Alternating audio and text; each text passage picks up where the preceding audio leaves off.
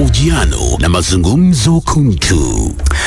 Bila shaka saa 2:13 zinakatika ndani ya Maisha Radio, zaidi ya Radio Maisha asubuhi. Mimi naitwa Wycliffe Komo. Bila shaka Dalmas Sakali hapa. #Komo na Sakali. Na kwa muda huu kama nilivyosema awali, tupo ndani ya bunge la maisha, na kama ilivyo desturi kila siku ya Jumatatu tunazungumza kuhusu State of the Nation. Kwa jumla yale ambayo yamefanyika mwishoni mwa juma, yale ambayo kwamba tunalenga kwamba labda hii wiki yatakuwa ni moja kati ya sehemu ya mdahalo. Na this morning tuko na none other than Mr. Macharia Njeru ambaye ni party leader, mwongozo mpya party leader.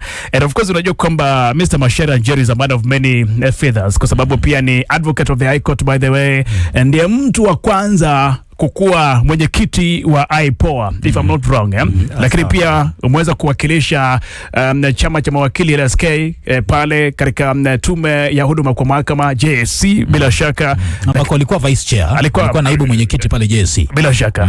Alafu pia nasikia kwamba if my history serve me well, if you will correct me if I'm wrong, kwamba 2007 uliwania kiti cha bunge katika eneo la Kipipiri. Kabisa. Wewe ni mzaliwa wa county ya Nyandarua. Kabisa.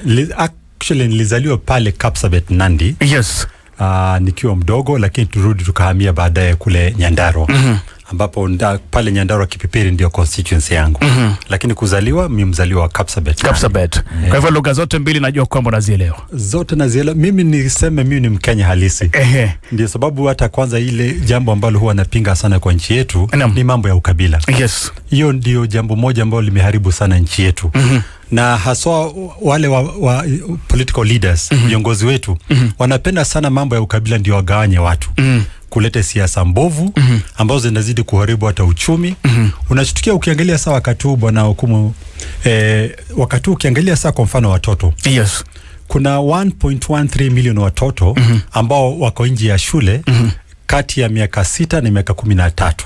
Hiyo ni ile kuonyesha ile research ambayo imeonyeshwa, na kwanza hata UNICEF yenyewe ina quote hizo figures. 1.13 million kids ambao wako miaka 6 mpaka miaka 13 wako nje, hawako shule. Alafu wakati huu Kenya yetu 40% kulingana na Kenya National Bureau of Statistics wako na njaa, hawana chakula. In fact World Bank statistics hata ziko juu zaidi, maana yake anasema ni 45%. Hiyo ni kumaanisha kwamba watu 45 kwa 100 kwa watu 100, watu 45 hawana chakula. Alafu ukiangalia watoto wetu hawa vijana 67% hawana kazi. 67% hivi kwamba kwa vijana 100 67 hawana kazi. Sasa ukiangalia hivyo ni kwamba hiyo ni nchi ambayo inafanya nini? Inaenda kuanguka. Wale watu ambao wanapata kansa kwa nchi yetu sasa wakati huu kulingana pia na statistics inaonyesha kwamba watu 35,000 kila mwaka wanapata kansa, 22,000 wanakufa. Wengine watu wanang'ang'ana siku hizi kuwa mgonjwa, watu wengi hao wa kansa wanang'ang'ana kwenda India. Alafu naambiwa tisha inafanya kazi. So shida zile ambazo ziko kwa nchi yetu ni mingi sana. Na kitu cha kutuhuzunisha sana ni kwamba nchi ukiangalia tamali penye tulikuwa hata uchumi, tukiangalia kama hapa East Africa. Kuna wakati Kenya ndio ilikuwa inazidi kupata nguvu ya kiuchumi kuliko nchi zote za East Africa. Saa hizi ndio tuko nyuma. In fact tuseme tunapambana sana na Burundi, na Somalia na South Sudan. Hiyo ndio mahali penye tumewekwa. Uganda ukiangalia 2025 vile uchumi wao ilikuwa inaenda, Rwanda ilikuwa na kitu kama about 7.8% huko juu ikielekea 9%. Alafu Uganda ilikuwa 6.3%.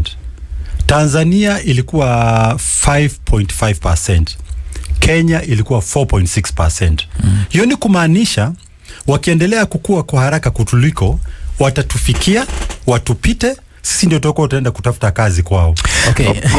So Kenya tuko kwa hali ya hatari. Najua kwamba tulikuwa tuanzie Homa Bay na matukio ambayo yamefanyika Homa Bay, but now that tushatupeleka pale, labda ni muhimu 2 or 3 follow up questions. Unayosema yanafanyika wakati ambapo kuna zinduliwa mchakato wa Vision 2060 na serikali inasema kwamba uchumi wa Kenya unakuwa na kwamba tupo katika safari ya kuelekea Singapore, first world country na kadhalika. Do you think it's still possible kwenda Singapore ambapo tunakotaka kwenda, iwapo we're not getting the basics right, and you've talked about some basics pale, education of course is there, you've mentioned health pale, employment of course, so lazima la ajira. Do you think it's possible ama tuamke tuache kuota? Haiwezekani. Hizo ni siasa, hizo niseme ni yakaya za Abunuasi. Hiyo haiwezekani hata kidogo, kwa sababu ukiangalia kwamba tunarudi nyuma. Unajua hii mambo ya Vision 2030 dira zake ambazo zilizianzisha ni kuchapa tu siasa, sababu tunaenda 2030 ama 2060. Hiyo yake ya 2060. Ya 2060. Nasema hiyo tu ni story tu za kuanza kupiga tu siasa, sababu tunaelekea 2027. Maanake ukiangalia zile statistics zote zinaonyesha kwamba si tuarudi nyuma. Unajua ile kitu ambayo inaweza kutusaidia nchi yetu tuanze kupiga hatua, kwanza ni kupigana na kitu kinaitwa ufisadi, alafu kuhakikisha kwamba kuna uwazi wakati unafanya mambo yote ya kiserikali. Uwazi unakuwa ya kwamba uwajibikaji kila wakati unafuatiliwa vile inatakana, transparency and accountability. Na ukiangalia kwa mfano, nikupe mfano, serikali hii ilipitisha sheria ya kusema ya kwamba tenda zote za serikali zenye zinapitishwa lazima kampuni zote zile ambazo zinapatiwa tenda zionyeshane kiwazi wazi madirector ama wale shareholders ni gani, ndio tujue ya kwamba wale ambao wanafanya hizo tenda za serikali si watu ambao wanafanya biashara na serikali na wao wenyewe wako kwa serikali. Kwa sababu mgongano wa interest. Yes, ile conflict of interest. Sasa hiyo sheria ikapitishwa. Kuna ripoti ambayo imetolewa na Director General wa Public Procurement Regulatory Authority. Huyo ni kiongozi wa serikali ambaye anahusika na hiyo mambo ya tenda. Juzi tu ripoti imetolewa. Okay. Ikaonyesha ya kwamba zile tenda ambazo zilipatiwa zilikuwa ni about 25,900. 25,900. Kwa hizo kulipofanywa ile audit, tenda zilipatiwa na 14,800. 57% ya hizo tenda zilivunja sheria kwamba wale wenye walipatizwa tenda majina yao walificha. And that is national government and county government. Unaona? So hiyo ni serikali ambayo inahakikisha kwamba hakuna uwajibikaji, hakuna uwazi, ile transparency and accountability wakati unapatia hizo tenda.